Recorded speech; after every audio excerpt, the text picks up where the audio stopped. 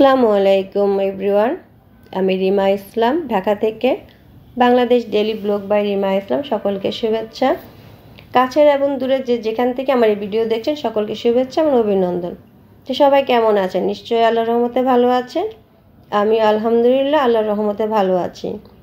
তো আজকে চলে আসলাম নতুন একটা ব্লগ নিয়ে। আজকে সারাদিন কী করব সেটাই আপনাদের সাথে শেয়ার করব। তো প্রতিদিনের মতো ফজর নামাজ, ঘুম থেকে উঠে ফজর নামাজ পড়ে আমি কিছু সময় সবসময় হাঁটাহাঁটি করি রুমে বা বেলকনিতে। তো বেলকনিতে আসার পর দেখলাম বাইরে আজকেও প্রচুর কুয়াশা এবং ঠান্ডা বাতাস। তা কিছু সময় থেকে আমি একটু হালকা একটা ঘুম দিব, তারপরে উঠে সবার জন্য নাস্তা তৈরি করতে হবে। তারপর ঘুম থেকে ওঠার পর রুটি তৈরি করলাম আর ডিম পোস্ট করে নিলাম। তা আমার বাচ্চাদের এক একজনের এক এক চাহিদা। ছেলে পরোটা খাবে আর মেয়ে পরোটা খায় না, মেয়ের জন্য সাদা রুটি।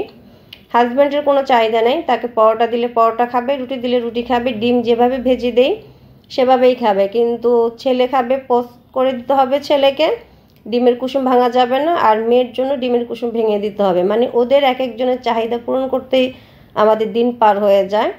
তো মেয়ের জন্য আলাদা ডিম পোস্ট করে নিলাম। তারপর নাস্তাটা শেষ করে আমি আমার চায়ের পানি বসিয়ে দিলাম। তো খালা চলে আসলো প্লেট বাটি ধোয়ার জন্য। তো আমি চাটা নিয়ে রান্নাঘর থেকে চলে আসলাম। ওনার কাজ শেষ হলে আমি দুপুরে রান্নাটা করব। তো খালার মোটামুটি সব কাজই শেষ, ঘর মুছে চলে গেল। তো আমি রুমের পাপোশগুলো আবার একটু বিছিয়ে দিলাম। তো সবসময় তো বলি যে আমার বোনের বাসা মার বাসা কাছে। তো আজকে একটু আমার রুম থেকে ঝুম করে আমার ছোটো বোনের বাসাটা একটু দেখিয়ে দেই, তাহলে বুঝবেন যে কত কাছে। এই যে এটা আমার ছোটো বোনের বাসা, 3তলা পর্যন্ত করা হয়েছে। আর রোজা হাজব্যান্ড আসলে হয়তো 4তলা ছাদ ইনশাল্লাহ দিবে।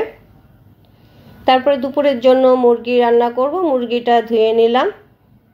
আজকে মুরগি একটা ভাপা দিব, সেই রেসিপিটা আমি আমার ইউটিউব চ্যানেলে দিয়ে দিব, দেখে নেবেন। এর মধ্যে আমার ছোটো বোন আবার তার মেয়েকে নিয়ে আসলো, বললো যেন একটু বিকালে ওর বাসায় যাই। এর মধ্যে ওর ভাই আসার পর ওই দরজা খুলতে গেলে, ওই সবসময় লক খুলতে পারে, তো আজকে খুলতে পারে নাই। সে খুবই অবাক, সে কেন খুলতে পারলো না। কিন্তু ওর এই সারাদিন এই দুষ্টামি আছে। এর মধ্যে কার্টুন দেখতেছে। তো আমার রান্না কমপ্লিট। এখন দুপুরে রান্না কমপ্লিট। আমি গোসল করে নামাজ পড়ে খাওয়া দাওয়া করে একটু রেস্ট নেব। তারপর একটু বোনের বাসায় যাব মেয়েকে নিয়ে। তারপরে এই যে মেয়েকে নিয়ে ছোটো বোনের বাসা যাব। তা আম্মু আসছে, আম্মু আবার নিচে দাঁড়ায় আছে, সে 3তলা উঠতে পারবে না, পায়ে ব্যথা। তো ছোটো বোনের বাসায় চলে আসলাম। আসার পর দেখি ওর সেই মেয়েটা সোফার উপরে বাইক তুলে দুষ্টামি করতেছে। মানে ওর হচ্ছে যতক্ষণ মানে ওর ঘুম ছাড়া সারাদিন ওর দুষ্টামি, সারাদিন সে দুষ্টামি করবে। আর মোবাইলটা যখন আমি ধরলাম সে খুবই বিরক্ত, সে ভিডিও করাটা একদমই পছন্দ করে না। মানে যখনই ওর সামনে যে মোবাইল ধরবো এই চোখটা এখন ট্যাগরা করে আসছে, মানে সে কেন ভিডিও করতেছি। ওর এই দুষ্টামি নিয়ে ওর আম্মু সারাদিন কাটে, সারাদিন ওর দুষ্টামি নিয়ে আসছে। ওর মানে 5 মিনিটও সে ধীরস্থিরভাবে কোথাও বসে না। তো ওকে নিয়েই আমরা কথা বলতেছি, আম্মু আর আমি। আমার এর মধ্যে আমার বড়ো আপু আর তার মেয়ে আবার আসলো, ওরা ওদেরকেও বলছে আসার জন্য। তো আম্মু আবার কথা বলতেছে আমার সাথে।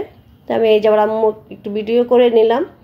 আম্মু হজ করে আসছে, সে পুরাই পর্দা করে, ফেসটা তো আমি দেখালাম না।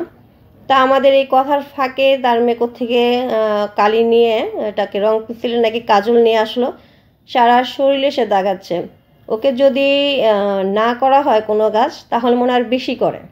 মানে আমরা যদি চুপ থাকি তাহলে সে ভালো থাকে, যখনই ওরা আম্মু না নিষেধ করতেছে বা আমরা নিষেধ করতেছি সে আরও বেশি করে শরীরের মধ্যে কালি মাখতেছে।